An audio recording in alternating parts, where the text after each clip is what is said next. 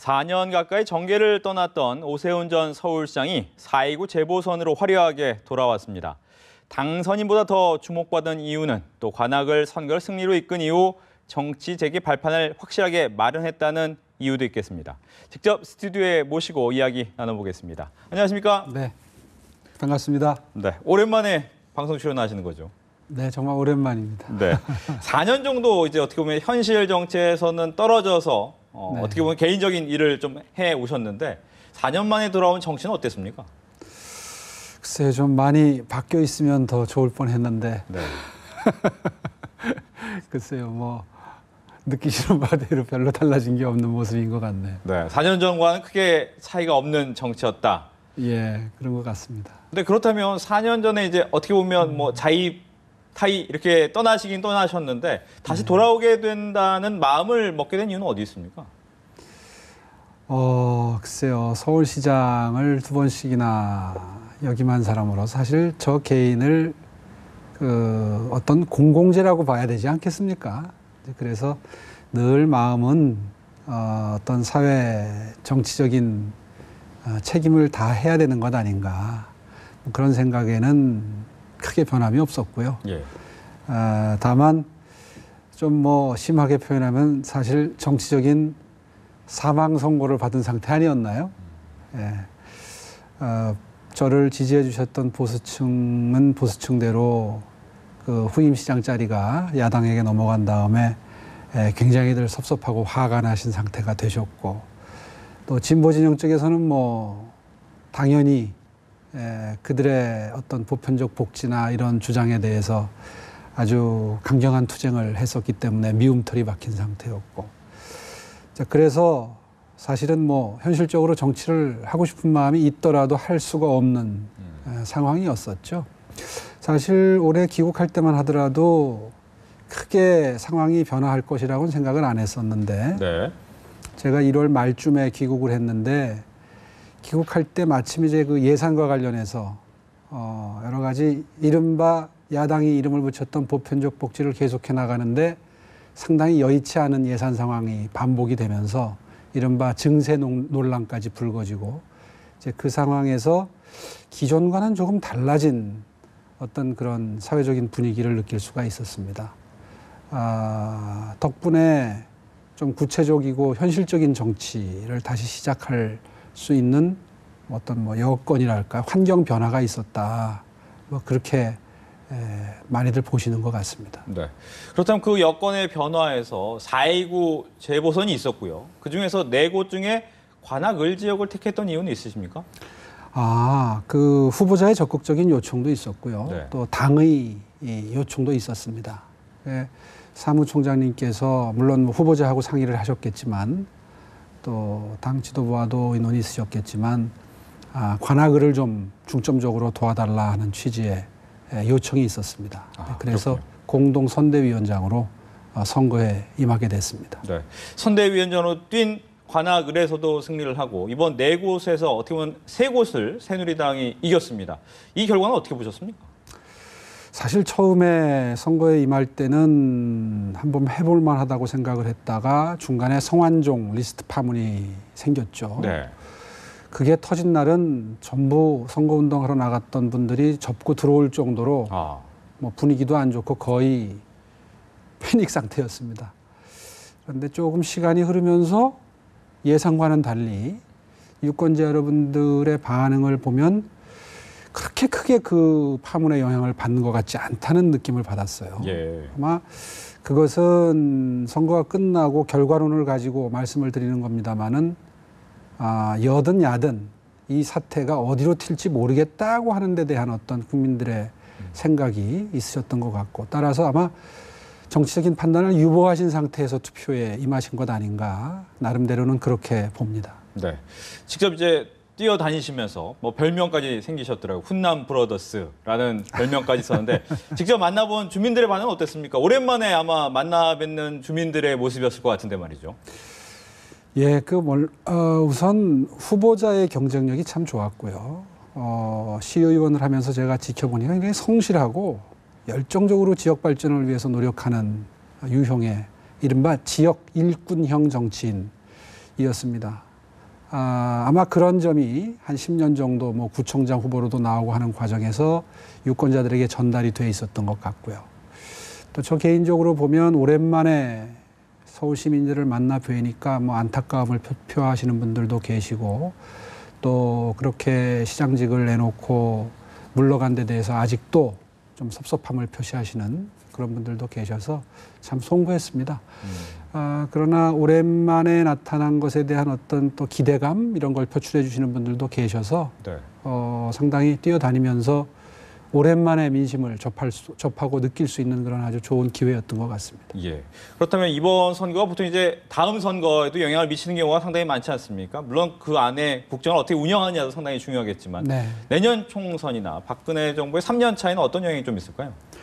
일단은 피상적으로 관찰하면 뭐 나쁠 것 없는 소재 같아 보이지만 사실 굉장히 걱정입니다. 네. 이것이 독배가 되지 않겠느냐 이런 우려도 많이 나오잖아요. 사람이 정치인들도 역시 좋은 결과가 있으면 조금 좀 긴장을 풀게 되고 아무래도 좀 덜 겸손하게 되는 그런 것만 잘 조심을 해서 훨씬 더 노력하는 모습을 국민들께 보여드리면 정말 좋은 에너지로 활용할 수 있을 텐데 과연 그렇게 될지에 대해서 당내에서도 상당히 고민이 있는 것 같고 저 역시 그 점을 지금 걱정하고 있습니다. 네. 그렇다면 혹시 이렇게 질문드려도 될지 모르겠습니다. 내년 총선은 어떤 고민을 하고 계십니까? 예, 뭐 아까도 잠시 말씀드렸습니다마는 여러 가지 국민 여러분들께서 주신 좋은 기회 덕분에 저 스스로 공직 경험을 할 수 있었던 정말 좋은 경험도 했고 시행착오도 많이 겪으면서 느낀 바도 많은데 이런 경험을 사회 발전을 위해서 또 경제의 제2의 도약을 위해서 쓸 수 있으면 좋겠다는 생각을 하고 있고요. 뭐 정치를 직접 하는 것이 선거에 나가는 것이 가장 직접적인 사회적 책임을 다하는 형태라면 또 뭐 저수를 한다든가 강연을 한다든가 해서 바람직한 비전이나 가치를 사회에 발신하는 그런 진원지가 되는 것도 역시 또 하나의 간접적인 방법이니까요.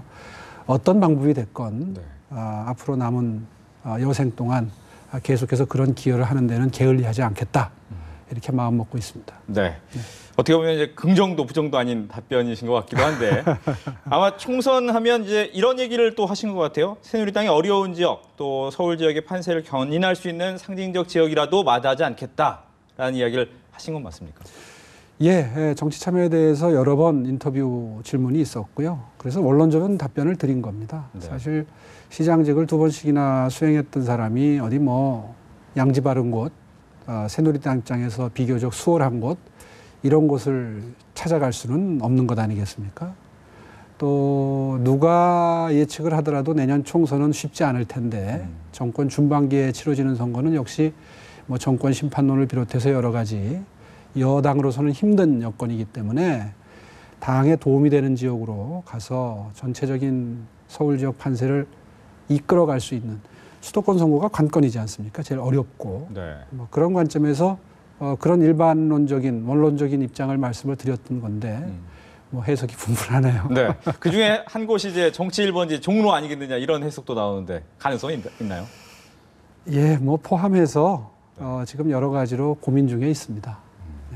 근데 또 한 가지는 그런 거 있습니다. 그 서울시장 직을 걸고 이제 투표를 하셨을 때 새누리당 내에서 좀 반대가 많았지 않습니까? 네. 뭐 어떻게 보면 정치적 사망 선고였다라고 하는 것은 당내에서도 어떻게 보면 왜 그걸 걸었느냐라는 비판이 많았기 때문인데 네.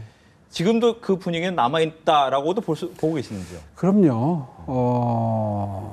새누리당 내에 당시에 그런 선택에 대해서 그 이후에 특히 이제 시장 자리가 야당에게 넘어가는 바람에 아마 더욱더 속도 상하고 안타깝고 한 관점에서 상당한 비판이 있어 왔고 아마 지금도 그렇게 생각하시는 분들도 계시는 것 같고 또 저를 지지해 주신 유권자분들께도 역시 뭐 마찬가지의 송구스러운 마음입니다.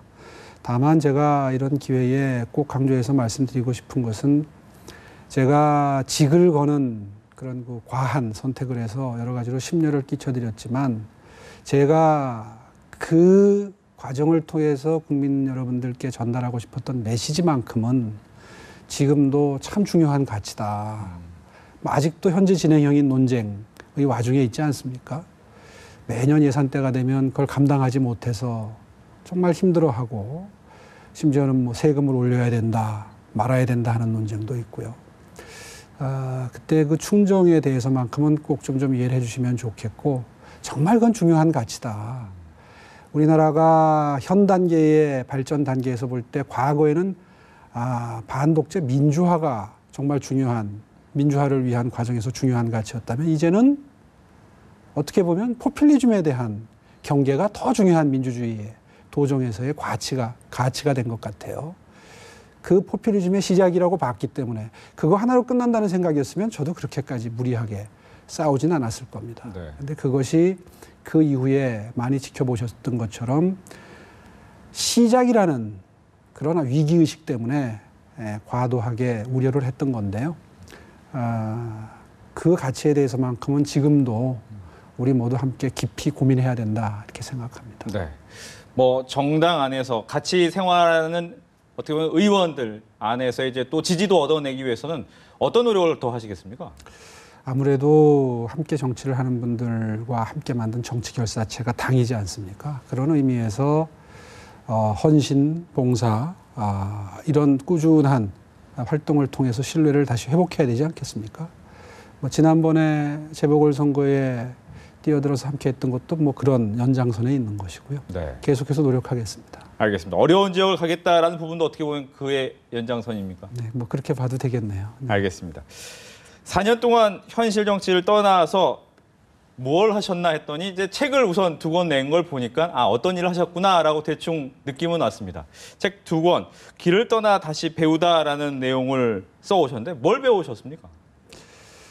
그 긴 세월 3년 6개월을 어떻게 뭐 몇 마디로 요약을 하겠습니까마는 책을 2권으로 요약해서 냈는데 그 전에 영국에 가서 민주주의와 복지를 좀 더 들여다봤었고요. 중국에 가서 중국말 배운다고 꽤나 왔다 갔다 했는데요.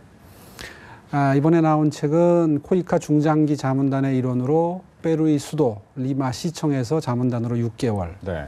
또 아프리카 르완다의 수도 키갈리에서 6개월, 이렇게 해서 1년 동안 그 개발도상국의 발전을 돕기 위한 자문 활동을 벌였던 것을 일기 형식으로 또 블로그에 올리기도 하고요. 뭐 이런 식으로 해서 남겼던 기록을 바탕으로 해서 쓰여진 책입니다. 근데 뭐 책을 자세하게 보시면 아마 제 생각의 변화나 이런 것들을 느끼실 수 있겠지만, 사실 두 나라에서 느낀 건 조금 좀 차이가 있는데요. 네. 페루 같은 경우에는 굉장히 유복한 나라입니다. 국토 면적이 한반도의 6배, 석유, 천연가스 다 나오고요. 금, 은, 동, 구리, 주성, 뭐 지하 자원이 전부 5손가락 안에 들어가는, 전 세계. 정말 가진 게 많은데 오히려 주변 국가에 비해서 발전의 속도가 조금 느린. 그렇다면 이제 반면 교사로 왜 느린가를 지켜보게 되면, 관찰하게 되면 무엇을 하지 말아야 될 것인가부터 시작해서 좀 느껴지는 바가 있을 수 있죠. 네. 그런 점들이 책에 좀 담겨 있고요. 르완다 같은 경우에는 조금 알려진 사실입니다마는 종족 다툼이 있어서 인구 1000만 조금 넘는 나라에서 인구 100만이 학살을 당한 경험이 불과 20년 전입니다. 94년도. 이 사람들이 지금 2개의 종족이 한 마을에 어우러져서 살거든요. 그런데 리더십이 정말 훌륭합니다. 갈등이 거의 외부로 드러나지 않습니다. 물론 뭐 내부적으로는 다 아직도 갖고 있죠. 내 아버지, 내 남편을 죽인 사람과 한 마을에서 산다는 게 쉽겠습니까? 그런데 엄청나게 안정된 상황 속에서 아프리카에서 굉장히 발전 속도가, 또 그 발전 전략이 존경을 받는 그런 아주 경이로운 나라입니다. 어떻게 우연히도 그런 나라를 가게 됐어요. 한 나라는 상당히 좋은 환경 속에서도 주변 국가보다 조금 늦고, 뒤에 간 아프리카의 나라는 상황이 굉장히 안 좋은데도 주변에서 굉장히 따라하고 배우고 싶어 하는 나라. 따라서 느껴진 게 굉장히 많을 수밖에 없죠. 이제 그 자문 과정에서 뭐 가르치면서 배운다고, 또 베풀면서 오히려 좀 너그러워지고 오히려 얻는 것들이 있는 것처럼 그런 느낌들이 담겨 있고요. 2권의 책을 통해서 제가 강조하고 싶었던 것은, 이제는 경쟁 내지는 경쟁력보다는 공존과 화해의 가치를 우리가 체화하고 실천해야 다음 단계의 성장으로 갈 수 있다. 그러니까 말하자면 성장보다는 성숙해야 되겠다. 뭐 이런 점에 초점을 맞추어서 경험을 정리를 하고 생각을 정리하고 했다. 이렇게 요약해서 말씀드릴 수 있겠습니다. 네. 보시니까 아무래도 스스로 이제 행정을 경험했던 부분도 한번 되돌아보셨을 것 같고. 그럴 기회가 또 많았죠. 서울시가 현재 움직이고 있는 모습을 보면서 저것도 안타깝다라고 생각되는 부분도 틀림없이 있었을 것 같습니다. 어떤 게 있었습니까?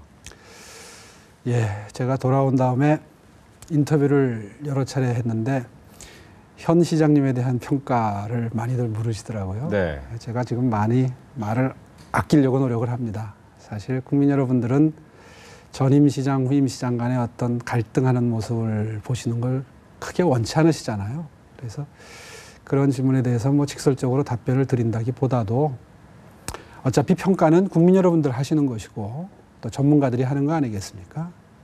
뭐 저분도 열심히 하시려고 지금 꽤 애를 쓰시는 걸로 생각을 하는데 아직까지도 한 3년 정도 남았으니까 좀 더 지켜보고 뒤에 평가하는 게 옳을 것 같고요. 특히 네. 전임 시장으로서는.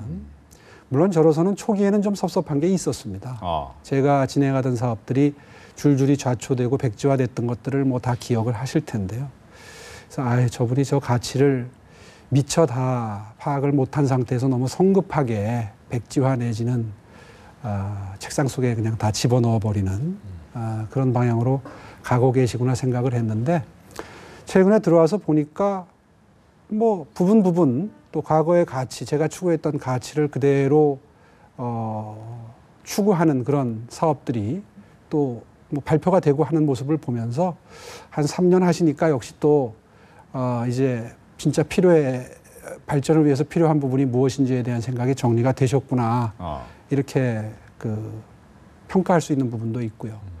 뭐 해서 굳이 그 부분에 대한 이제 평가는 유보하도록 하겠습니다. 네.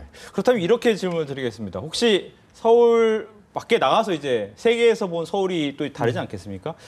이 서울이 이거 하나만 조금 변했으면 훨씬 더 좋아졌을 것 같다라는 부분이 있습니까? 사실 제가 시장 시절에 추구했던 목표나 비전이 몇 가지 있는데요. 이제는 나라와 나라 간의 경쟁의 시대가 아니라 도시 대 도시의 경쟁의 시대로 접어들었습니다. 우리의 라이벌 도시는 동경이나 상해, 조금 멀리는 싱가포르 이런 도시들이거든요. 그런 도시들을 제치기 위해서는 앞서 나가기 위해서는 투자해야 될 것들이 있는데 그러한 투자들이 몇 년 동안 많이 지체가 됐습니다. 이제 그런 투자들이 좀 더 과감하게 잃어버린 시간만큼 좀 조속하게 그렇게 회복이 됐으면 좋겠고요. 그리고 결국에는 복지국가를 만들기 위해서 정치하는 거 아니겠습니까? 당시 제가 추구하던 복지는 정말 어려운 분들이 노력하는 정도에 따라서 혜택을 더 드리고 도와드리는 스스로 일어설 수 있게 하는 형태의 복지를 추구하기 위해서 제 임기 중에 복지 예산이 거의 10%가 늘어났어요. 제 취임할 때 18%였던 게 퇴임할 때 전체 예산의 28%까지 10%포인트 늘어났었거든요.